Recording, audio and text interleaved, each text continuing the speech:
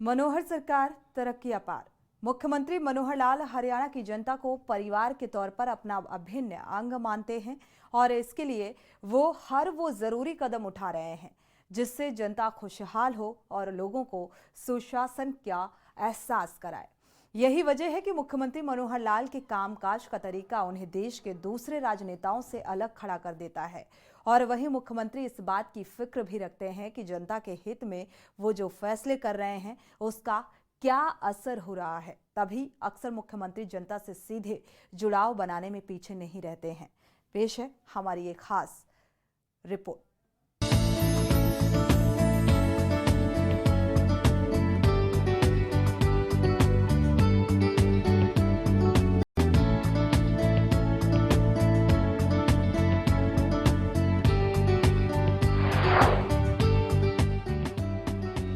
CM ने गुरुद्वारा में टेका मत्था।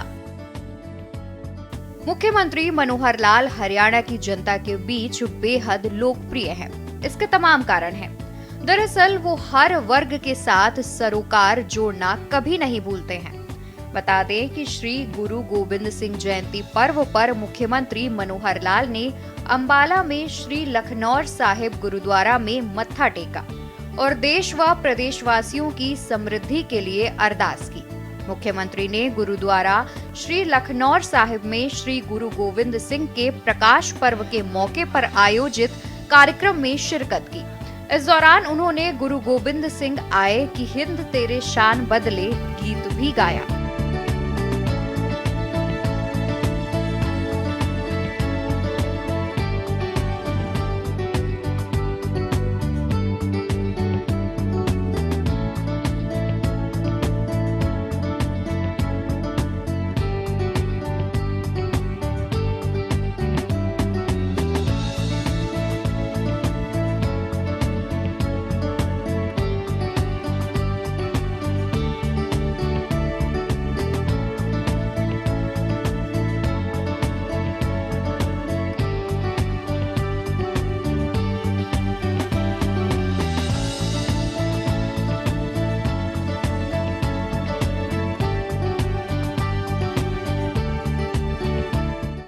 मित्रों देखो, जैसा आज हमको पता है कि श्री गुरु गोविंद सिंह जी का आज जन्मदिन है। उनकी जयंती सारे देश और दुनिया में बड़े हर्षोल्लास से मनाई जा रही है और मुझे भी आज ये जो अवसर मिला है कि गुरु नानक देव जी का जो नानका परिवार है, उनका गुरु गोविंद सिंह जी का जो नानका गांव है लखनौर साहब, श्री लखनौर साहब गुरुद्वारा में आकर के मुझे उनको श्रद्धांजलि देने का भी अवसर मिला और बहुत ही अच्छा यहाँ लगा और मैं आप लोगों के माध्यम से समस्त जन को इस गुरुपर्व की बहुत बहुत बधाई भी देता हूँ।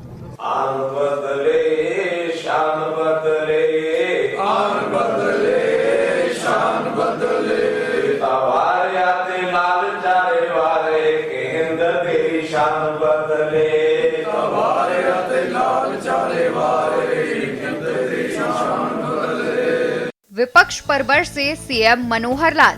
वहीं गुरु गोविंद सिंह जयंती कार्यक्रम के दौरान मुख्यमंत्री मनोहर लाल ने राजनीति पर पूछे गए सवाल का जवाब देते हुए विपक्ष को भी आड़े हाथों लिया। मीडिया से बातचीत करते हुए उन्होंने कहा कि जो लोग कहते हैं कि सभी कार्यक्रम भाजपा के हैं, उन्हें यह कहना चाहते हैं कि आने वाले समय में भी भाजपा आने वाली है और यह बीजेपी का ही युग है। ऐसी प्रतिक्रिया देने वाले बिस्तर में ही बैठे रहें।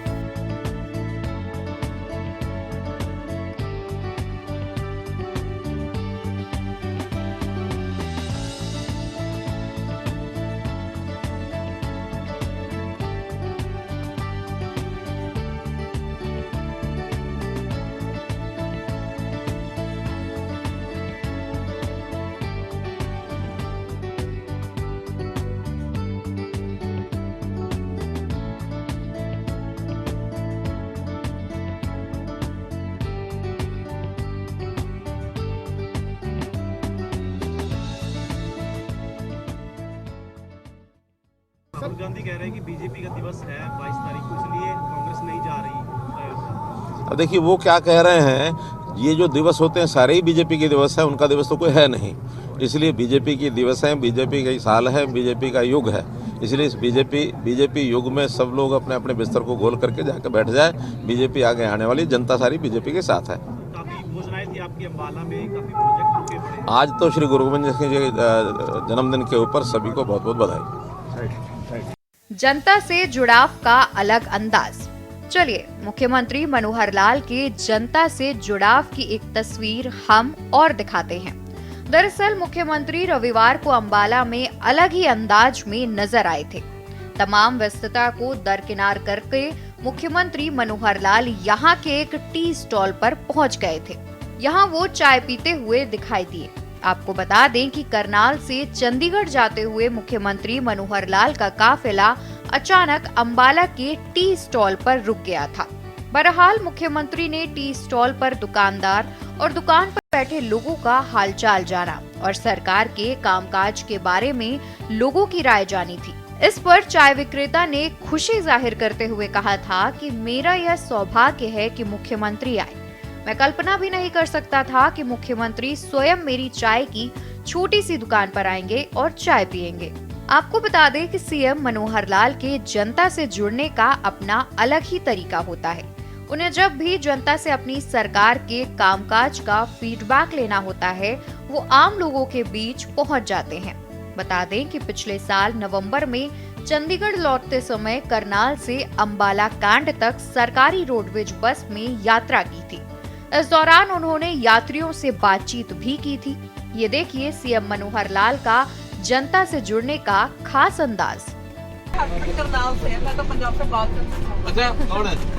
करनाल से, नाम? सुरेंद्र कुमार। हेलो। मैं नाम नहीं देती ना।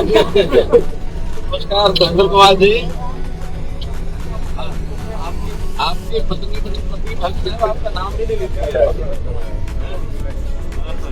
ठीक हो?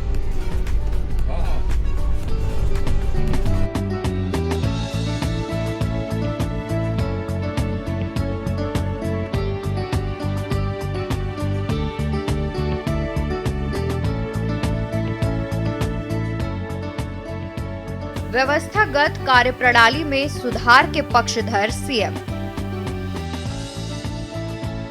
मुख्यमंत्री मनोहर लाल व्यवस्थागत कार्यप्रणाली में सुधार के पक्षधर हैं। मुख्यमंत्री ने सभी विभागों से कल्याणकारी योजनाओं तक निर्बाध पहुंच और सेवा वितरण में उत्कृष्टता के लिए मुख्य सचिवों के तीसरे राष्ट्रीय सम्मेलन के दौरान स्थापित किए गए सभी प्रस्तावों को अक्षरशः लागू करने का आह्वान किया है। बता दें कि पिछले दिनों मुख्यमंत्री मनोहर लाल ने तीसरे मुख्य सचिवों के सम्मेलन के दौरान विभिन्न विषयों, विचार विमर्श और लिए गए निर्णयों पर प्रस्तुतिकरण के संबंध में आयोजित बैठक की अध्यक्षता की थी। बैठक में उन्होंने कहा कि यह जरूरी है कि हम निरंतर वृद्धि के लिए प्रयास करें और निर्धारित समय से पहले लक्ष्यों को पार कर लें।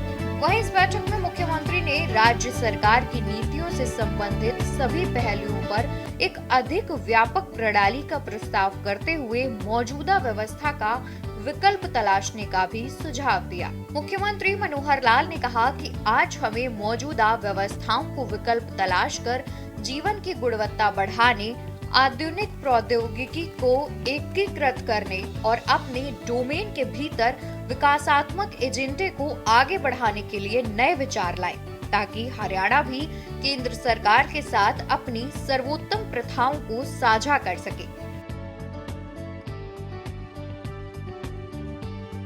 सभी विभागों से कल्याणकारी योजनाओं तक निर्बाध पहुंचे और सेवा वितरण में उत्कृष्टता लाए। सर्वोत्तम प्रथाएं केंद्र के साथ करें साझा। मुख्यमंत्री मनोहर लाल ने कहा कि कई क्षेत्रों में हरियाणा की बेस्ट प्रैक्टिसेस का अनुसरण किया जा रहा है, लेकिन फिर भी सुधार की गुंजाइश है। उन्होंने कहा कि यह जरूरी है कि हम निरंतर वृद्धि के लिए प्रयास करें और निर्धारित समय से पहले ही दिए लक्ष्यों को पार कर लें। गुणवत्ता को बनाए प्राथमिकता। बता दें कि बैठक में मुख्यमंत्री मनोहर लाल ने राज्य सरकार की नीतियों से संबंधित सभी पहलुओं पर एक अधिक व्यापक प्रणाली का प्रस्ताव करते हुए मौजूदा व्यवस्था का विकल्प तलाशने का भी सुझाव दिया। बैठक के दौरान मुख्य सचिव संजीव कौशल ने मुख्यमंत्री को प्रधानमंत्री नरेंद्र मोदी के दृष्टिकोण के अनुरूप दिसंबर 2023 में दिल्ली में आयोजित मुख्य सचिवों के तीसरे राष्ट्रीय सम्मेलन के बारे में जानकारी दी। उन्होंने बताया कि इस सम्मेलन में कल्याणकारी योजनाओं तक आसान पहुंच को प्राथमिकता देते हुए सेवा वितरण गुणवत्ता पर भी फोकस किया गया। सम्मेलन में भूमि एवं संपत्ति, बिजली, पेयजल, स्वास्थ्य और स्कूली शिक्षा सहित 5 मुख्य विषयों पर चर्चा की गई। इसके अतिरिक्त साइबर सुरक्षा, उभरती चुनौतियां, एआई पर परिप्रेक्ष्य, जमीनी स्तर की वास्तविकताएं, आकांक्षी ब्लॉक और जिला कार्यक्रम, राज्यों की भूमिका, योजनाओं और स्वायत्त संस्थाओं को युक्ति संगत बनाना और पूंजीगत व्यय बढ़ाना, शासन में एआई, चुनौतियां और अवसर पर भी विशेष सत्र आयोजित किए गए।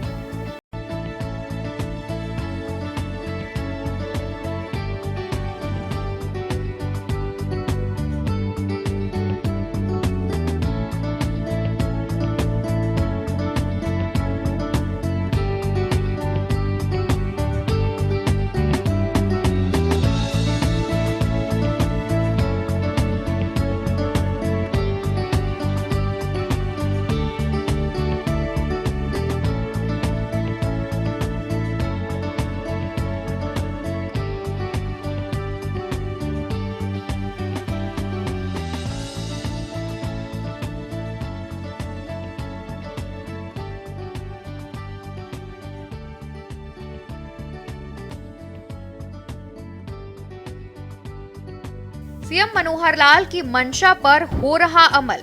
वहीं सीएम मनोहर लाल की मंशा को ध्यान में रखते हुए मुख्य सचिव संजीव कौशल ने अधिकारियों को निर्देश दिए हैं कि 20 साल से सरकारी विभागों, बोर्डों, नगर निगम, नगर परिषद और नगर पालिका की भूमि पर बनी दुकानों व मकानों पर काबिज लोगों को मुख्यमंत्री शहरी निकाय स्वामित्व योजना के तहत मालिकाना हक देने के आवेदनों पर तत्परता से कार्य करें। जानकारी के मुताबिक मुख्य सचिव संजीव कौशल ने इस संबंध में समीक्षा बैठक की अध्यक्षता की। बैठक में बताया गया कि अब तक 99 आवेदनों के संबंध में मालिकाना हक देने की अनुमति दे दी गई है, जबकि 901 आवेदनों पर निर्णय लंबित है। उन्होंने सख्त निर्देश दिए कि हर विभाग को लंबित आवेदनों पर 15 दिन में फैसला लेना होगा और यदि इस अवधि में निर्णय नहीं लिया जाता तो जिस विभाग की भूमि है उसके जिला स्तर के अधिकारी का फैसला मान्य होगा।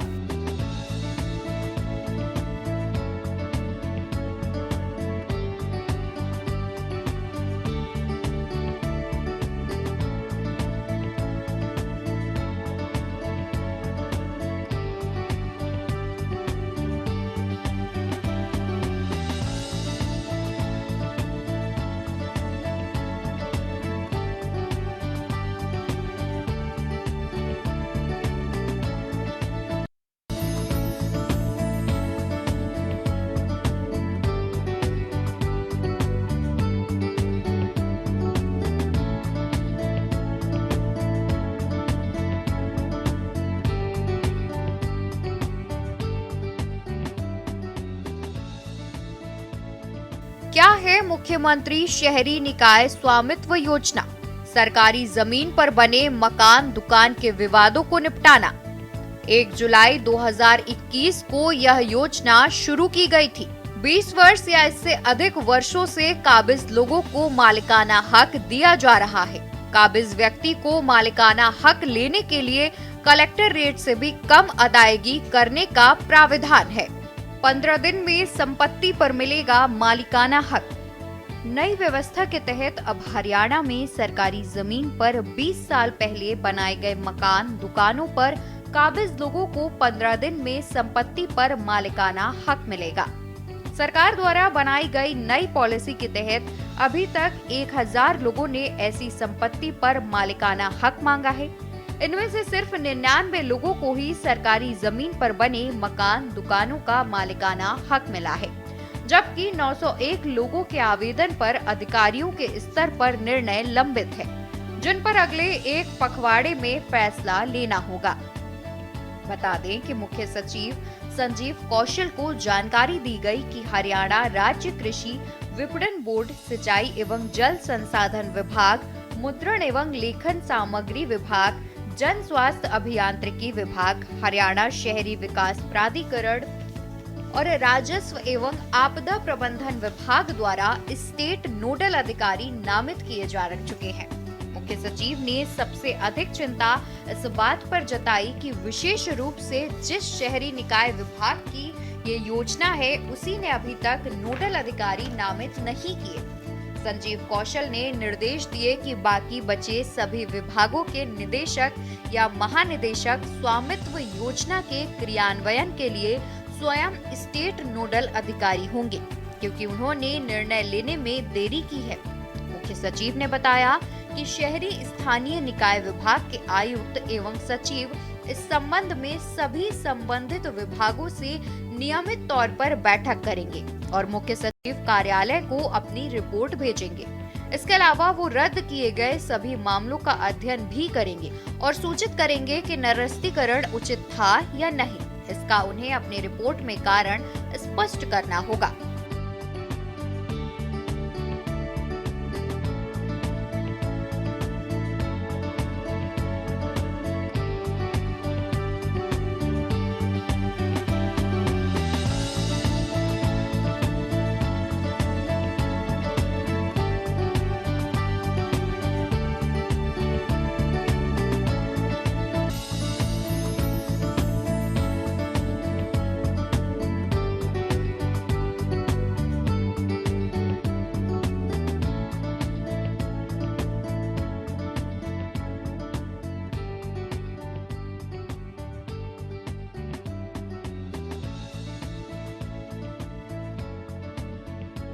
मनोहर सरकार की नई पहल ई श्रम पोर्टल।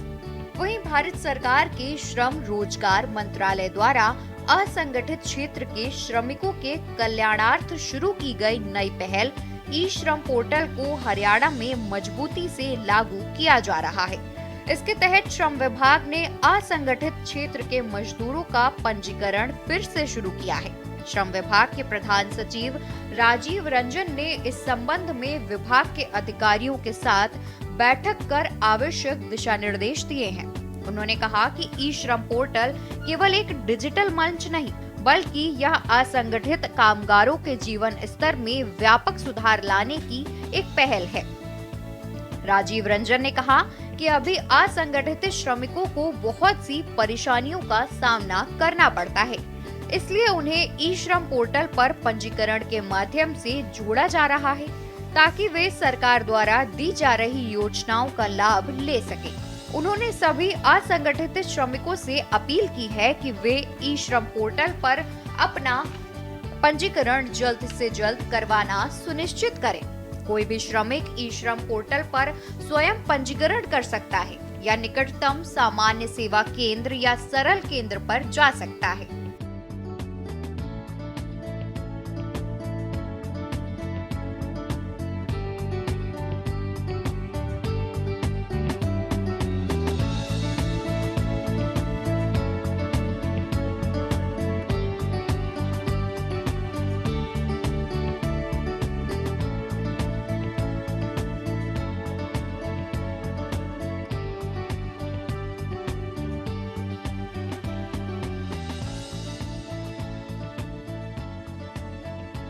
वहीं मुख्य सचिव संजीव कौशल ने कहा कि राज्य सरकार ने आवारा पशुओं के कारण होने वाली दुर्घटनाओं के लिए मुआवजा निर्धारित करने के लिए सभी जिलों में उपायुक्त की अध्यक्षता में कमेटी गठित करने का निर्णय लिया गया है। यह कमेटी दावा प्रस्तुत किए जाने के 4 माह के अंदर मुआवजे पर अपना निर्णय देगी। हाल ही में मुख्य सचिव ने पंजाब हरियाणा उच्च न्यायालय द्वारा दिए गए एक निर्णय को लागू करने के संबंध में बुलाई गई बैठक में जिला स्तरीय कमेटी गठित करने के निर्देश दिए। उन्होंने कहा कि ऐसे मामले में मुआवजे के बारे में निर्णय लेते समय मोटर व्हीकल एक्ट 1988 के दिशा निर्देशों और मानकों को ध्यान में रखा जाएगा। संजीव कौशल ने कहा कि हालांकि राज्य सरकार द्वारा ऐसी दुर्घटनाओं के कारण मुआवजा देने के लिए पहले से ही दीनदयाल अंत्योदय परिवार सुरक्षा योजना चलाई जा रही है। उन्होंने निर्देश दिए कि उच्च न्यायालय के निर्णय के अनुसार इस योजना में भी उपयुक्त संशोधन किया जाएगा। स्पेशल डेस्क के न्यूज इंडिया।